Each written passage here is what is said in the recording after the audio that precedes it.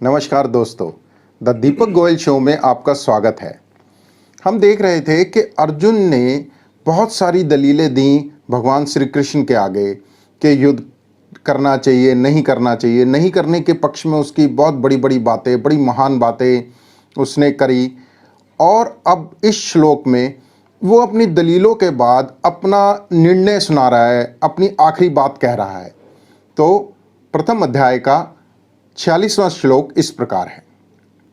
यदि माम अप्रतिकारम अशस्त्रम शस्त्रपाणायः धार्तराष्ट्रारणे हन्यु तत्मे क्षेम तरम भवेत। अर्थात अगर ये हाथों में शस्त्र अस्त्र लिए हुए धृतराष्ट्र के पक्षपाती लोग युद्ध भूमि में सामना ना करने वाले तथा शस्त्र रहित मुझे मार भी दें तो वह मेरे लिए बड़ा ही हितकारक होगा। अर्जुन ने युद्ध ना करने के पक्ष में जितनी भी दलीलें दी कि युद्ध करने के क्या दोष हो सकते हैं, कुल का नाश हो सकता है, कुल के नाश होने से और क्या क्या दोष हो सकते हैं, इन सब दलीलों को देने के बाद अब इस श्लोक में अर्जुन एक किस्म से अपना अंतिम निर्णय सुना रहा है। अर्जुन क्या कह रहा है? अर्जुन कह रहा है कि मेरे को अब युद्ध नहीं करना है। अगर ये सामने वाले पक्ष के लोग मुझे मार भी दें तब भी वो मेरे लिए ज़्यादा बेटर होगा कि युद्ध करने से। आप समझिए कि अर्जुन जो है अपनी निराशा के करीब करीब अंतिम छोर पर पहुंच रहा है। उसने शुरू करी थी अपनी यात्रा के जब शंख बज उठे थे तब उसने भगवान को कहा था कि मैं देखना चाहता हूं कौन मेरे से युद्ध करने आया है, किसको युद्ध करने की बहुत उतावलापन हो रहा है, मैं भी तो देखूं कौन मेरे बराबर है युद्ध करने के लिए। और जब उसने दोनों सेनाओं के मध्य में रथ खड़ा कर कर देखा, उसके बाद उसका मन जो है वो पलटने लगा और उसको वहाँ पर फिर जो है अपने बंधु बांधव गुरुजन नजर आने लगे। और वो क्षत्रिय धर्म को छोड़कर, सेनानी के धर्म को छोड़कर, लड़ाका छोड़कर और वो एक फैमिली मैन के रूप में, परिवार के सदस्य के रूप में वहाँ पर ज़्यादा खड़ा होने लगा। और धीरे धीरे धीरे उसकी निराशा बढ़ने लगी। और जब निराशा में वो डूबता गया तो तरह तरह के ख्याल उसके मन में आने लगे कि युद्ध हो जाएगा तो ये मर जाएंगे, ये मर जाएंगे तो औरतों का क्या होगा, औरतें बिगड़ जाएंगी, औरतों का जन्म बिगड़ जाएगा तो पूरी पीढ़ी बिगड़ जाएगी, पीढ़ी बिगड़ जाएगी तो पूरा समाज बिगड़ जाएगा, आने वाली पीढ़ियां नरकों में चली जाएंगी। और उसकी निराशा जो है बढ़ती चली गई। और निराशा में आखिर में वो अपनी जान देने तक के लिए तैयार हो गया है। वो कह रहा है कि मेरे को मार दें सामने वाले चाहें, लेकिन मैं युद्ध नहीं करूंगा। मेरे को मार देना जो है वो मेरे लिए ज़्यादा कल्याणकारक हो जाएगा। कम से कम मैं अपने कुल के नाश को तो बचा लूँगा। कुल के नाश से होने वाले जो दोष हैं उनसे तो जो है समाज बच जाएगा। कम से कम मैं कुल घातियों की लाइन में तो खड़ा नहीं होऊंगा। अर्जुन के कहने का तात्पर्य है कि कम से कम इतिहास ये कहेगा कि अर्जुन एक समझदार आदमी था। अर्जुन ने बड़ा महान काम किया। अर्जुन ने अपनी जान देकर भी कुल का नाश होने से बचा लिया। और अर्जुन को यह भी लग रहा है कि जो मैंने गुरुजनों की हत्या का, बड़े बूढ़ों की हत्या का जो मैंने एक निश्चय कर लिया था, जिसका उसको पिछले श्लोक में बहुत दुख और आश्चर्य था, कम से कम उस पाप का मैं प्रायश्चित कर लूँगा। तो अर्जुन जो है इस श्लोक में ये कहना चाह रहा है कि मेरे प्राण देने से, अगर दुर्योधन का, अगर मेरे को मार देने से, जबकि मैं शस्त्र भी नहीं उठा रहा, मैं निहत्था खड़ा हूँ, फिर भी अगर उनको ऐसा लगता है कि मेरे को मार देने से उनका जो रास्ता है वो निष्कंटक हो जाएगा तो वो चाहे मेरे को मार ही दें, वो मेरे लिए ज़्यादा बेटर होगा। कम से कम दुर्योधन और उसके संगी साथियों की थोड़ी नफरत तो कम हो जाएगी, उस बहाने ये युद्ध टल जाएगा। और युद्ध टलने से बहुत बड़ा जो अनिष्टकारी जो चीज़ें होने वाली हैं वो कम से कम बच जाएंगी।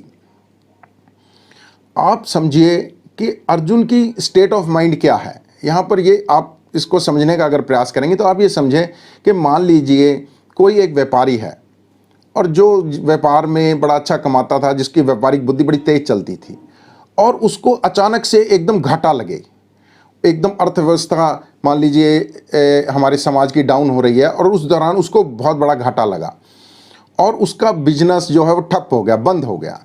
अब उसने और कोई भी बिजनेस करने की प्रयास करा, उसमें भी उसको घाटा हो गया। तो देखिए उसकी निराशा कैसे बढ़ती चली जाएगी। उसको धीरे धीरे ये लगने लगेगा कि नहीं नहीं, कोई भी बिजनेस मैं करूंगा यार, नहीं इसमें तो बहुत कंपटीशन है, इसमें तो मैं पैसे कमा ही नहीं पाऊंगा, बल्कि जो मेरे और पैसे इसमें लगेंगे वो डूब जाएंगे।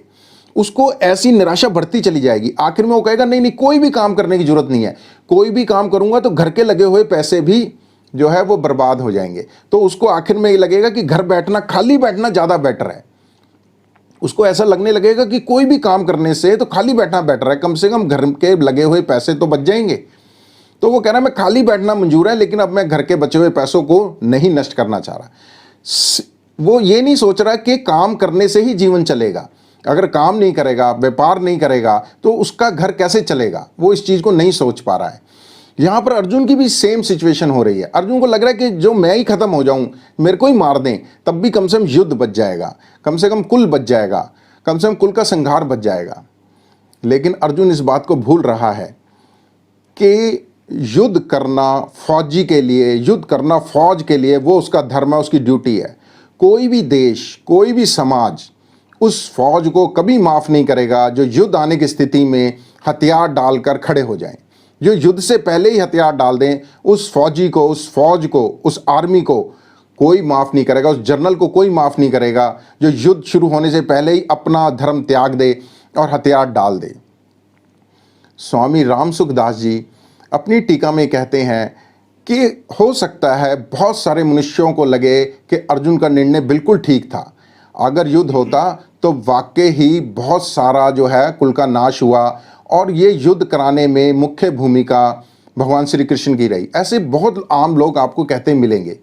स्वामी राम सुखदास जी अपनी टीका में कहते हैं कि आम मनुष्य को लग सकता है कि अर्जुन की अब तक जितनी दलीलें थीं, जितने तर्क थे, वो तो बिल्कुल ठीक थे, परिवार खत्म हो गया, युद्ध ना करने का निर्णय उसका बेटर था। बाद में कृष्ण जी ने उसको समझा बुझाकर जबरदस्ती युद्ध कराया और देखो सारे मारे गए घर के बंदे, ये तो बड़ा गलत हुआ। लेकिन आप इस बात को ध्यान रखें, वो कहते हैं कि युद्ध तो अवश्यम भावी था, युद्ध तो होना ही था। अगर अर्जुन नहीं भी लड़ता तब भी युद्ध होना था। अर्जुन नहीं लड़ता तो युधिष्ठिर लड़ता। भीम कैसे युद्ध को छोड़ देता? भीम ने तो प्रतिज्ञा करी थी कि मैं जो है द्रौपदी के बालों को दुशासन के खून से जब तक जो है धो नहीं दूंगा, जब तक चैन से नहीं बैठूंगा। और द्रौपदी ने भी प्रतिज्ञा करी थी कि जब तक मैं अपने बाल खुले रखूंगी, जब तक दुशासन के खून से मेरे बाल धो ना लिए जाएं। और वो चारों भाई युद्ध करते तब भी युद्ध होता। अर्जुन नहीं भी लड़ता तो युद्ध होना तो अवश्यम भावी था। जिसका संहार होना था, जिसकी आयु खत्म हो चुकी थी, वो तो उसने तो मरना ही निश्चित था। लेकिन अर्जुन अपने कर्तव्य से पीछे हट जाता। द्रौपदी ने तो यहां तक कहा था कि अगर मेरे पति युद्ध नहीं लड़ेंगे, अगर पांचों पांडव युद्ध नहीं लड़ेंगे, तो मेरा भाई युद्ध लड़ेगा धृष्टद्युम्न, मेरे पिता युद्ध लड़ेंगे द्रुपद, और मेरे पांचों पुत्र युद्ध लड़ेंगे, अभिमन्यु मेरी तरफ से युद्ध लड़ेगा, लेकिन युद्ध तो होकर रहेगा। तो युद्ध तो अवश्यम भावी था। अगर किसी को लगता है कि अर्जुन के युद्ध छोड़ देने से युद्ध नहीं होता, तो ये बात बिल्कुल भी ठीक नहीं है।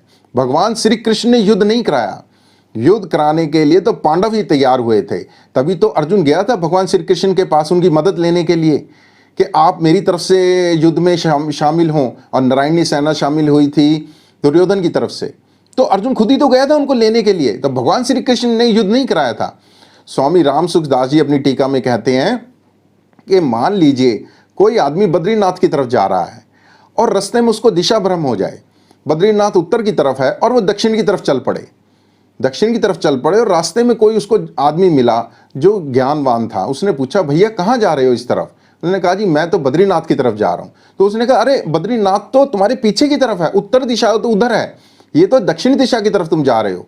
तो अगर उस आदमी ने उसको सही दिशा का ज्ञान कराया, तो इसका मतलब ये नहीं है कि उस आदमी ने उसको बद्रीनाथ भेज दिया। बद्रीनाथ तो वो खुद ही जाना चाह रहा था, लेकिन चूंकि उसकी दिशा बदल गई थी, दिशा गलत हो गई थी, तो ज्ञान वाले आदमी ने, जिसको दिशाओं का ज्ञान था, उसने सिर्फ उसको दिशा का ज्ञान कराया कि सही दिशा ये है। अब बद्रीनाथ जाना है कि तूने रामेश्वरम जाना है, वो तेरी मर्जी है, लेकिन इधर तो रामेश्वरम है, बद्रीनाथ इधर है। तो उस आदमी का ये नहीं है कि वो जबरदस्ती उसको बद्रीनाथ भेज रहा है। ऐसे ही भगवान श्री कृष्ण ने जबरदस्ती युद्ध नहीं कराया। भगवान श्री कृष्ण ने तो अर्जुन को उसके कर्तव्य का भान कराया।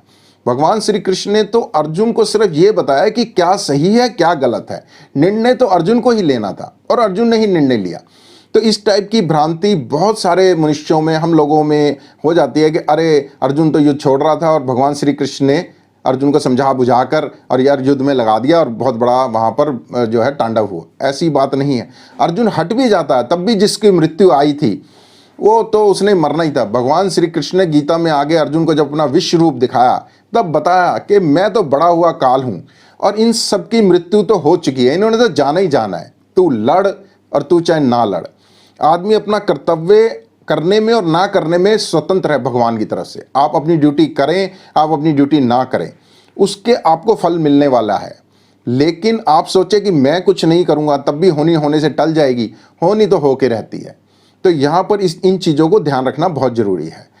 तो अर्जुन ने अब अपना अंतिम निर्णय इस अध्याय का सुना दिया है। अब चलते हैं अगले श्लोक की तरफ। धन्यवाद।